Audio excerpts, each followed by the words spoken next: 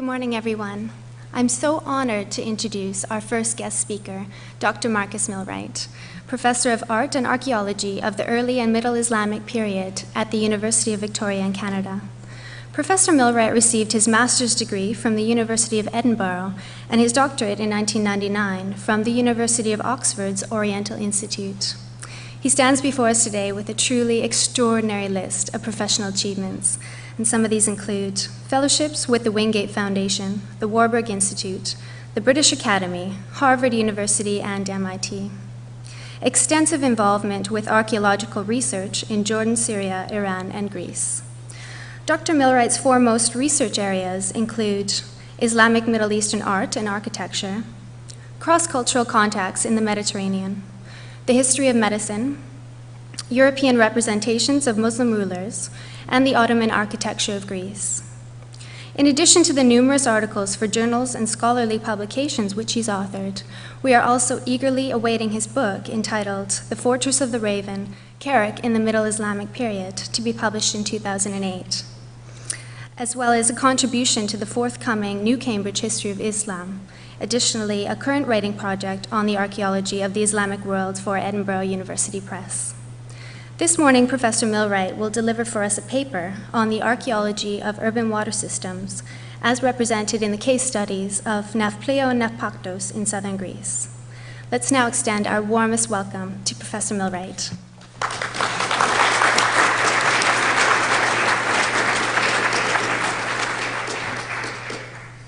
Thank you so much. Well, thank you for that very generous introduction, and I'd also like to say how honored I am to be at this symposium, and I'd like to thank the organizers of it and also VCOQ for the opportunity to be here. The collection and preservation of water is one of the most basic human activities in regions with arid climates. Hydraulic engineering must be seen as a vital component in the formation of complex societies in the Middle East. Efficient water supplies were not merely needed for the inhabitants of towns and cities, but also for the increasing demands of intensive agricultural cultivation.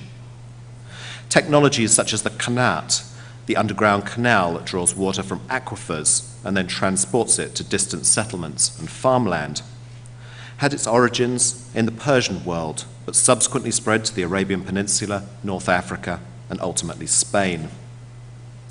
The rise of Islam is one of the factors that facilitated the distribution of hydraulic technology. While most of the technologies of water collection and transport seem to predate the birth of Islam, it was the conquest of the Arab armies in the 7th and 8th centuries that provided the means to move technologies and skilled engineers from east to west. With the new technologies also came new crops: sugarcane, orange, cotton, silk, and so on, that brought with it profound changes in areas as diverse as diet, industry, and trade. Archaeology is a discipline well suited to tracking such changes. Canals, aqueducts, cisterns, watermills, fountains, and bathhouses all leave their mark on the human environment. Techniques ranging from excavation and field survey to the analysis of aerial and satellite photographs can be used to trace the geographic extent and chronological phasing of complex water systems in rural and urban areas. The study of the canal networks of the Diyala Plain in southern Iraq by Robert Adams was a pioneering example of this type of study. And while the results of his book, The Land Behind Baghdad, 1966, continue to be vigorously debated, it's certainly true that his concentration on the agricultural domain provides a perspective on Mesopotamian city formation that could never be ascertained from a more narrow focus on architectural remains or textual sources. More recent research on the 8th century palatial residences, Qusur, of Greater Syria, has demonstrated the sophisticated employment of dams, aqueducts, and other water collection features that suggest a major motivation in the creation of these country retreats was economic, the creation of cultivated lands, particularly on major trade routes running north from the Hijaz. Moving to more recent periods, we find ample evidence for the construction of complex water systems in different regions of the Islamic world. The images on the screen are fountains of the Ottoman period, one a small, unobtrusive urban foundation, and the other a monumental extramural structure, both in the south of modern-day Greece. It is fountains of this type which will form the subject of this talk. Although fountains and other hydraulic features that I'll be discussing are all mostly standing monuments that could be analysed from the standpoint of architectural history, I'll characterise this as an archaeological exploration because the primary focus is on the spatial and temporal relationships between such structures within the urban environment. These relationships form the basis of the interpretation offered here. The analysis of the fountains of Napaktos and Nafklio form part of a larger collaborative project concerned with the architecture and urban topography of the Ottoman period in southern Greece. Still in its initial stages, the team, consisting of Dr. Ivanthia Babula of the University of Victoria and Dr. Demetrios Kastritsis of the University of St Andrews in Scotland, has made preliminary surveys of several towns in order to establish the nature and the extent of the Ottoman contribution to the urban fabric. Fieldwork seasons are being combined with additional evidence drawn from pre-modern maps and topographic views, 19th and early 20th century photographs, paintings, archival sources, and accounts written by travellers and historians. The most extensive research has been undertaken in Napaktos, on the northern coast of the Gulf of Corinth, and Nafklio, the port of the Argolid in the northeastern Peloponnese.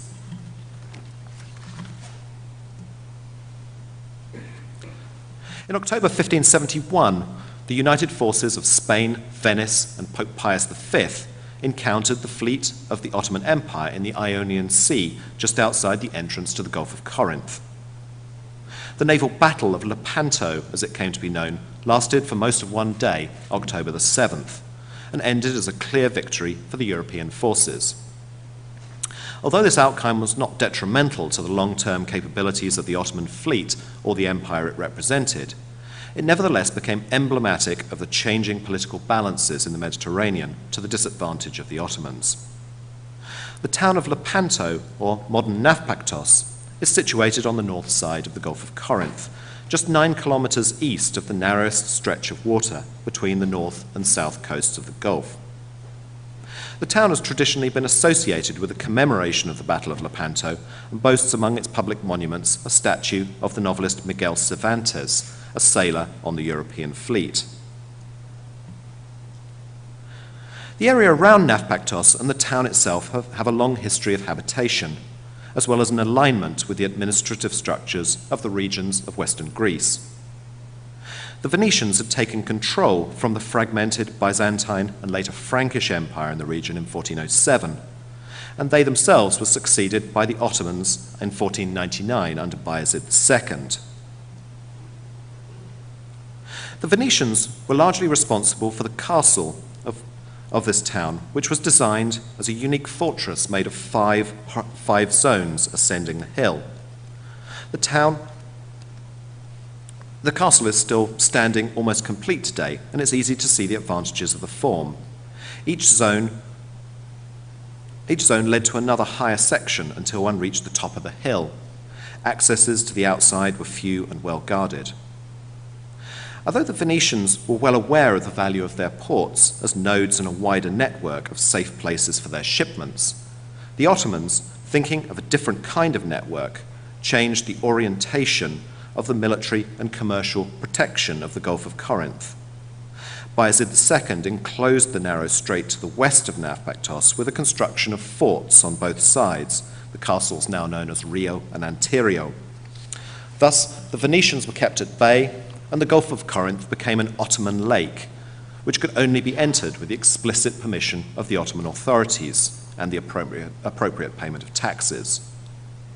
At the time of the Battle of Lepanto in 1571, the port served as the regional headquarters of the Ottoman fleet. It was the combination of natural resources and the fortifications in the area that made Napaktos into the stronghold of the Ottoman Empire on the borders of the Adriatic. Despite the European victory at the Battle of Lepanto, Nafklios did not fall out of Ottoman control until the campaigns of the Venetian admiral Morosini in the 1680s. Taken by the Venetians in 1687, Nafklios soon reverted back to Ottoman control with the Treaty of Karlovitz in 1699. Ottoman architectural patronage in the town extended beyond the repair and extension of the fortifications, however. Some of the mosques of the Ottoman phase survive in the upper castle and in the lower sections of the fortified town. What stands today, however, represents only a fraction of what was constructed during the two phases of Ottoman rule, spanning more than 3 centuries from 1499 to the beginning of the independent Greek state in the 1820s. The traveller Evliya Çelebi visited Nafaktos or Inebakta in 1668, and he enumerated the Muslim religious monuments inside and in the surrounding area. 8 mosques, 11 smaller neighborhood masjids, 3 religious schools, madrasas, and 6 dervish tekkes. While one should acknowledge the possibility of some exaggeration, the list is still impressive for a town of this size. In addition, Çelebi records aspects of the water system. While the upper castle relied upon substantial cisterns, the lower sections of the town were blessed with springs that fed a system of 45 fountains. In addition, there were bathhouses both in the town and the castle, of which 2 survive today. Our analysis of the water systems within Nafaktos indicated that it had its focus in the area of a mosque and hammam complex on the eastern side of the southern division of the town. So, as you can see, the town is actually made up of a series of walled sectors running up to the upper castle here. And it's this area here we're going to start with in the eastern sector of the upper town.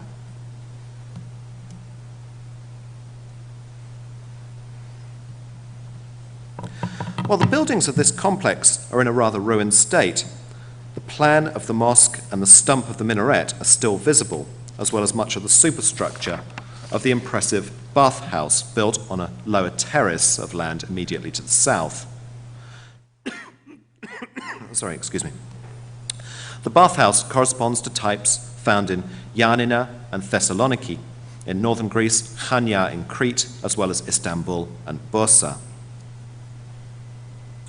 The plans of the mosque, hammam, fountains, and surrounding wall were drawn by Michael Kiel in 1991, and he provides evidence to identify the complex as the Collier of Amchazadeh Hussein Pasha Kupralu, constructed immediately after Nafaktos was restored to the Ottomans with the Treaty of Karlovitz in 1699. Hussein Pasha Kupralu served as vizier of the Ottoman Empire between 1697 and 1702. As we'll see later, there are indications that a mosque stood on the site as early as the mid-16th century.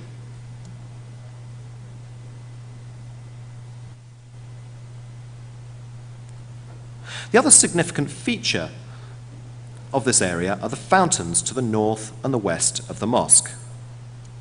These fountains are the uppermost of a network that extends and descends down the slope to the lower town to the south, as well as into an extramural zone to the east. In the following slides, we'll trace these structures, identified through field walking in the town, with their locations fixed using global positioning equipment. Unfortunately, none of these fountains have retained their inscription panels, and so it's their spatial relationships that are of greatest interest in the present research.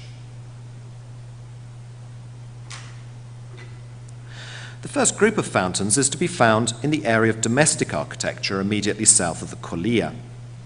The range of styles exhibited in these and other fountains suggests that they were not constructed in one phase, though it is clear that they all extract water from the same common source, and indeed many still flow with water. Fountain 3 that you can see on the top of the screen is notable for the presence of open water channels following the line of the narrow passageway leading onto the main street, and they do appear to be contemporary with the structure. Further fountains can be identified on the slope leading further fountains can be identified on the slope leading towards the walls separating the upper and the lower towns. Fountain 5 is a modern reconstruction, while Fountain 6 retains only remnants of the side walls. Fountain 7 is located about 10 metres to the west of a plaster-lined pool and is now incorporated into the architecture of a small house overlooking the harbour, though presumably it was originally built as a freestanding structure. Fountain 8 is the first of the fountains of the lower town and is placed just outside the fortified gateway, providing access between the two zones. The survivals of the lower town are more sparse, and only those nearest to the upper town still flow with water. The presence of Fountain 9 just below the modern clock tower suggests the existence of a lost line of fountains running through the eastern part of the lower town. The other line of fountains passes west through Fountain 10 and then onto a pair of defunct examples, which are associated with a large fortified compound that now houses the Botsaris Historical Foundation. If we return to our starting point at the mosque and hammam, it's possible to trace an additional line of fountains running to the southeast.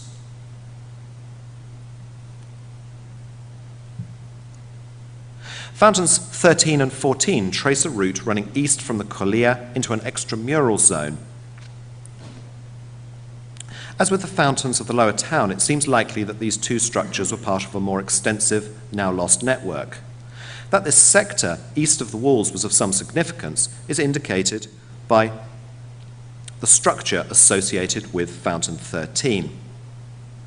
The fountain abuts a platform of a slightly different orientation that likely supported an additional mosque. A 19th century engraving of this area in a German publication shows an open canal running east from the fountain that would have fed a surviving cistern as well as Fountain 14. Doubtless this extensive network of water provision was of benefit to the inhabitants of the town. But beyond the simply philanthropic dimension of this project, it seems likely that the Ottomans were concerned with water in relation to the defences of the town. Something of this strategic imperative is suggested by a representation of Napaktos in Abakta in a coloured drawing in the Topkapi Library that's believed to be mid-16th century, though later dates certainly possible. Although the representation distorts distances and flattens wall lines for visual effect, the topographic relations are startlingly accurate, suggesting that the artist was very well informed about the monuments and other aspects of the urban plan. The map contains numerous images of fountains, as well as the water channels that connect them. Many of the features of the surviving plan can be seen on the Inabakte map. And the map also suggests the locations of additional hammams. Now, as you can see, this is the line of the fountains that we've traced here, and this is the mosque complex that we see up at the top here. And we can see the open water channels, which are following pretty much the same route that we can see here, and then this suggestion of the eastern route, as well as water channels which pass to the east here into this extramural zone. Notice also the presence of the mosques here. Although it's beyond the scope of the paper, it's worth noting the accuracy of the placement of the mosques in the Inabakte map. The artist notes the presence of a mosque on the site of the Collier, as well as the extramural mosque. In addition, he represents a mosque in the harbour, believed to be the Fethiye Chami of the early 16th century, which still stands today, and another one in the castle, which has now been converted into a church, although the minaret still survives. Annotations on the map provide additional data. Behind the site of the Collier is the word Mehtele, indicating that this area was employed by the Janissary band. The Inabakte map represents more than just the town of Napaktos, however. Looking at the entire drawing, one sees the Gulf of Corinth, and to the west, the castles of Rio and Antirio. Significant in the present context are the structures depicted to the east of the town. Here, the artist draws both aqueducts and mills running along two waterways. Just as Rio and Antirio are shown much closer than they actually are to Napaktos, the same act of condensing space occurs on the other side of the Inabakte map. While the stream of Scala and the larger river of Monas are, as you can see, located a greater distance away from the town of Napaktos, The artist's vision of extensive watermills is borne out in the archaeological record. Both waterways contain ruined mills, as yet undated, and an examination of the surrounding region reveals numerous mills of probable Ottoman date in valleys that contain small streams. This area of Greece is notable for the preservation of Ottoman bridges and aqueducts. The point here is that a consideration of the Ottoman contribution to the hydraulic engineering of Napaktos needs also to encompass the wider infrastructure in the vicinity of this strategically vital port. Nafklio, in the northeastern Peloponnese, also preserves extensive evidence of water system from the phases of Ottoman rule, though the site differs from Napaktos both in its hydrology and in its historical development.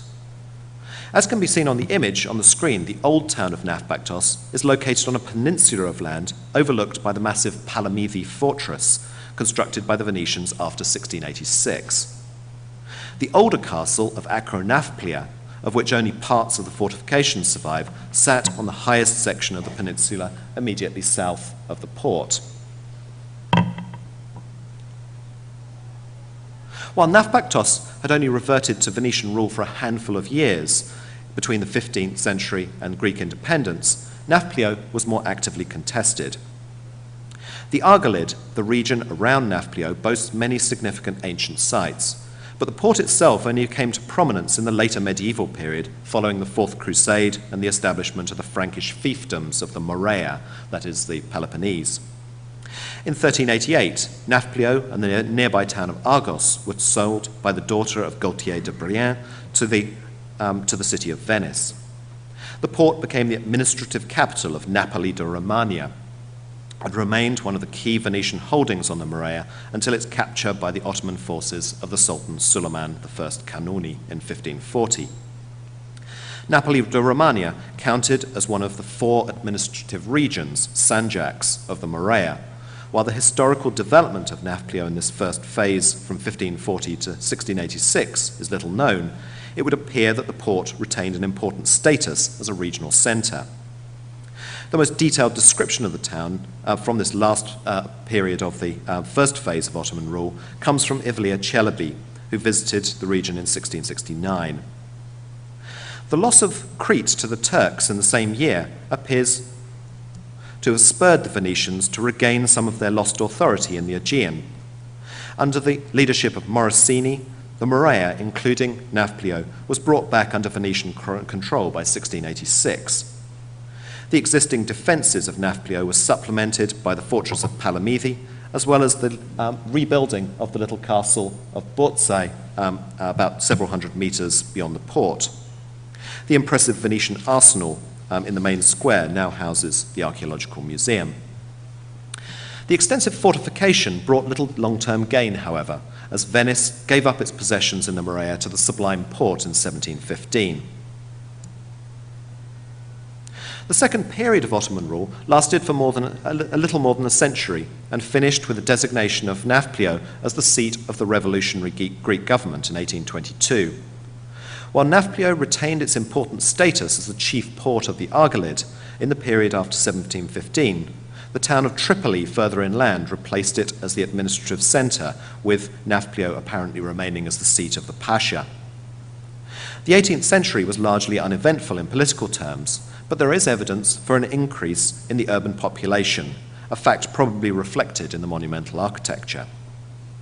While it was during the first phase of Ottoman rule that Nafklio enjoyed its greatest political prominence, the period from 1540 to 1686 has left meagre remains in the architectural record. A Fethiye Chami, the conquest mosque, 2 other mosques, and a large cistern on Accra Nafklio are mentioned by Ivlia Çelebi, who visited in 1669, though their exact locations remained to be determined. According to his description, 2 more mosques were found in the lower town. Both the orientation and the structural features within this building here, the 17th century Church of St. George, just to the west of the original town wall, indicate that it was one of the mosques observed by Çelebi. The defences of the town of Nafklio were not solely reliant upon the stout city walls and the fortifications of Accra Nafklio. The peninsula on which the town sits contains no natural springs, and as a result it was necessary to transport water needed by the inhabitants. The most likely source is the spring at Ayamoni, at the foot of the hill of Palamidi, about 2 kilometers east of Nafklio.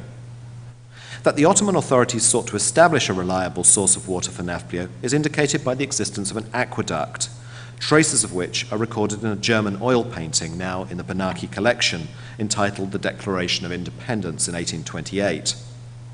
Photographs taken before the 1940s also provide evidence for a large cistern in the westernmost extent of the town. So it's in this area. It no longer exists, unfortunately. Assuming that this was the terminus point for the water transported via the aqueduct from Ayamoni, it would indicate that the main supply channel ran east-west through the upper part of Nafklio, just below the walls of Accra Nafklia. The distribution of fountains suggests subsidiary channels were introduced into this main east-west route that ran down the slope and supplied the various quarters with water. Future research should resolve whether the aqueduct and the cistern of the lower town belonged to the first or the second Ottoman phase. The monuments of the second Ottoman period have left a striking mark on the urban topography of present-day Nafklio. The most impressive buildings are the principal mosque and madrasa, just off the southwestern corner of the main square. The mosque was subsequently reused as the parliament of the nascent Greek state, and the other 2 mosques have also been converted to other purposes, one a cinema and cultural centre, and the other a Catholic church. Less conspicuous are the hammams, bathhouses, and sabils, fountains, though both building types were clearly integral to what may be called the Ottomanization of the urban environment. One of the surviving fountains is just outside the boundaries of the city wall at the foot of the steps leading up the cliff face to Palamidi, but the remainder are found within the town itself. Some can be found on the larger streets leading towards the main square, while others are tucked away on side streets. As already noted, it seems likely that the existence of a main artery running east-west at the base of Accra Nafklia would have provided the means to create subsidiary water channels down the slope that would have fed numerous fountains. This may well explain the relationship between the fountains located on the east side of the image, the ones that we can see here, as well as the relationship between the 2 hammams. It should be noted, however, that there must have been many more fountains in the Ottoman town, and indeed several others do appear in 19th century drawings and paintings, as well as early 20th century photographs. Unlike the fountains of Napaktos, most of those in Nafklio have retained their original inscriptions. This allows for a consideration not only of the spatial distribution, but also their temporal sequence. The inscriptions all provide dates in the second Ottoman phase, with the latest coming from 1802. Another aspect revealed by the inscriptions is that of patronage. A full translation of the Nafklio inscriptions is being conducted by Demetrius Kastritsis, but I'll highlight one of the significant findings here. Dated to 1147, that's 1734 to 5 of the Common Era, the large fountain opposite the church of St. Spiridon on Capodistria Street comprises 3 elegantly carved marble panels in the lower section and an inscription panel up beneath the arch. The inscription reads, "To the faithful Bektashis and the Ninth Order, the worthy companion, the charismatic in speech, Mahmud Aga, following the way of Allah, built this beautiful fountain for the horses and offered the clearest balm to the thirsty and ill hearts. Uniting the Zah like water, O Hafiz, read the date. From the fountain of Mahmud, drink the water of life that delights the soul." The second fountain, dated to Rabi 1180, that's August 1766, sits on Stai Kapulu Street behind the Cinema Mosque, and carries 2 inscribed panels, the largest of which reads, "For the love of those who stayed back in Karbala, he built this fountain. Drink so as to put out your thirst from the fountain of the Prophet of God. Thousands came here with knowledge and pronounced the date. Drink 2 sips from the water of Kevsar by Sevdi Abdallah." Patronage by the Bektashi order is mentioned explicitly in the first inscription of the 1734-5 fountain, and the wording of the second, particularly the references to Karbala and the poetic refrain, strongly suggest a Bektashi link with the latter structure. Dervish tekkes were a common feature of the Ottoman administrative centres of Greece, and Çelebi notes their presence in Napaktos in the late 17th century. The strong association between the Bektashis and the Ottoman military, particularly the Janissary Corps, meant that places stationed with Turkish troops would also attract this dervish order. It seems likely then that 2 Nafklio fountains were constructed in association with nearby tekkes, though nothing is known of these buildings. The fountains, therefore, provide a window into the diversity of Muslim religious patronage within the urban centres of Ottoman Greece. I'll finish with images from 2 structures that we looked at the beginning of the talk. One, a fountain at the foot of the Frankish castle of Accra, Corinth, dated to 1515, and the other, a less assuming structure on Tertzetu Street in the old town of Nafklio. The photographer who recorded the Haji Mustafa fountain in Accra, Corinth at the turn of the 20th century shared a common misapprehension about the Ottoman period in Greece as a phase of economic decline and neglect of the architectural heritage. As the caption indicates, this magnificent structure could only have been built by the Romans. Travelling in Nafklio in 1801 to 1802, and then again in 1804 to 5, the English colonel William Leake claims in his Travels to the Morea in 1830 that the Turkish authorities had neglected the water supply in the town and that the fountains were dry. The validity of his comment is brought into question by the existence of a newly constructed fountain dated to 1802, as well as the abundant evidence that water continued to flow through many of these structures through into the 20th century. Returning to the old photograph of the Haji Mustafa fountain in Accra, Corinth, one is struck by the continued utility of these monuments as Greece made the transition from Ottoman province to independent state. Water continues to flow from many of the fountains of the upper town of Nafaktos, supplying gardens and orchards. While it was only in the 1950s that the fountains of Nafklio were separated from the main water supply.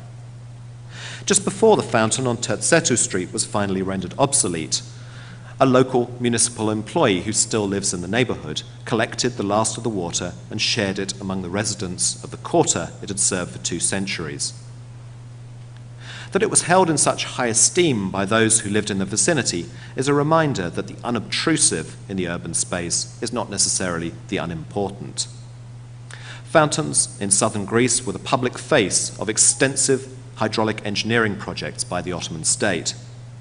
More than this, however, these fountains were the physical manifestations of Muslim piety by individuals and groups from all over the diverse Ottoman Sultanate. Lastly, they represent a significant and often overlooked part of the architectural heritage of modern Greece. Thank you.